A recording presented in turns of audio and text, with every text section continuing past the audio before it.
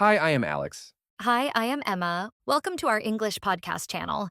In today's episode, we'll be discussing how reading can improve your English. Reading is one of the best ways to learn new words and understand grammar. It also helps you speak and write better by showing you how sentences are made. And the best part? You don't need a teacher. You can read anytime, anywhere. That's right. Whether it's a book, a short story, or even a comic, reading helps a lot. So grab a cup of tea, sit back, and let's talk about the power of reading. You know what blows my mind? Scientists have discovered that reading in a new language actually creates entirely new neural pathways in our brains. It's like building a whole new information superhighway system just by looking at words on a page. That's fascinating. And it explains why some of the most successful language learners I know are absolutely voracious readers.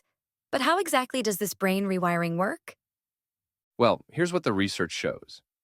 When we read in a new language, our brains are simultaneously processing visual information, connecting it to meaning, and creating pronunciation patterns, all while building these new neural networks. It's like giving your brain a complete workout at a cellular level. So, what you're saying is that reading isn't just about understanding words, it's literally reshaping our brain structure? That's exactly right. And here's something even more interesting. Studies show that regular readers in a new language can pick up between 800 to 1,000 new vocabulary words per year just through natural exposure. No flashcards, no drilling, just reading what interests them. Let me share something surprising about that. I've seen research suggesting that these naturally acquired words stick in our memory up to 40% longer than vocabulary learned through traditional study methods. You know what's really crucial about this? When you're reading, you're exposed to these words in context, which means you're not just learning the definition, you're learning how the word behaves in real language use. That makes me think about how different this is from traditional language learning methods. How does this compare to classroom instruction? Well, here's the fascinating thing.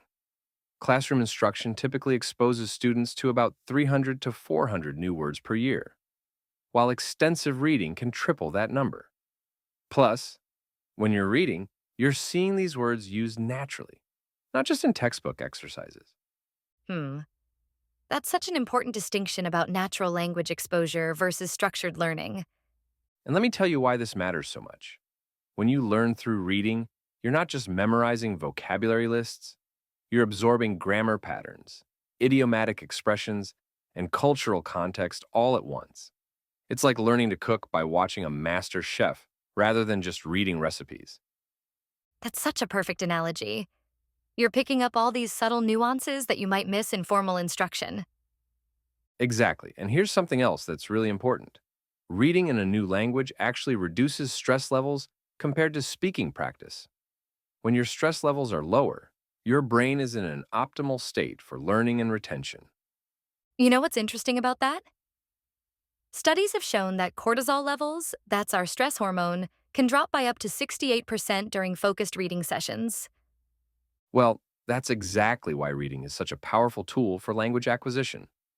Your brain can fully focus on processing and storing new information without the anxiety that often comes with speaking practice. So, how would you recommend people actually start implementing this in their language learning journey? Here's the key approach backed by research. Start with material that's just slightly below your current level, what linguists call the I-1 principle. This builds confidence and maintains that crucial reading flow, while still challenging you enough to make progress. Let me add something important about that. Research shows that understanding about 98% of the words in a text is the sweet spot for optimal learning. That's right, and here's why that percentage matters. At that level, you can guess the meaning of new words from context, which is exactly how we learned our first language. It's about creating natural language acquisition conditions. Speaking of natural conditions, what about the role of interest and engagement in the reading material? Well, this is where it gets really interesting. Studies show that when you're reading something you're genuinely interested in, your brain releases dopamine, which actually helps with memory formation and learning. It's why reading about your favorite topics can be more effective than forcing yourself through educational materials. That makes so much sense.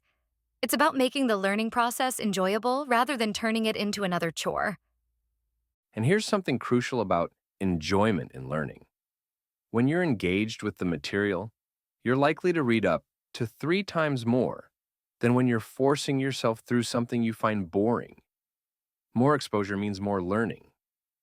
Let me share something I've noticed about successful language learners. They often treat reading like a pleasure activity rather than a study session. That's such an important observation, and it connects to something called the extensive reading approach. Instead of intensively studying short texts, you read large quantities of easier material for pleasure. The research shows this approach can lead to faster vocabulary acquisition and better overall language proficiency. You know what's fascinating about that? It's almost counterintuitive to what most people think about language learning. Well, here's why it works so well. When you're reading extensively, you're getting repeated exposure to common language patterns. Research shows you need to encounter a word or phrase about 10 to 12 times before it becomes part of your active vocabulary. That really challenges the traditional notion of vocabulary lists and memorization. And speaking of challenges, let me share something about the brain's pattern recognition abilities. When you're reading extensively, your brain starts to automatically recognize grammar patterns without conscious study. It's like how children learn their first language through exposure, not rules. That's such a powerful insight about natural language acquisition. Well, here's what it all comes down to. Reading in a new language is like planting a garden.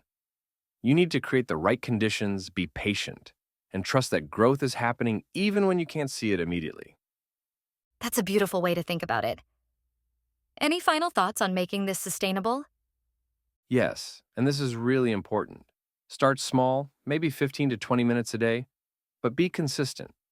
Research shows that regular, shorter reading sessions are more effective than occasional long ones. It's about building a sustainable habit that can grow with you as your language skills develop.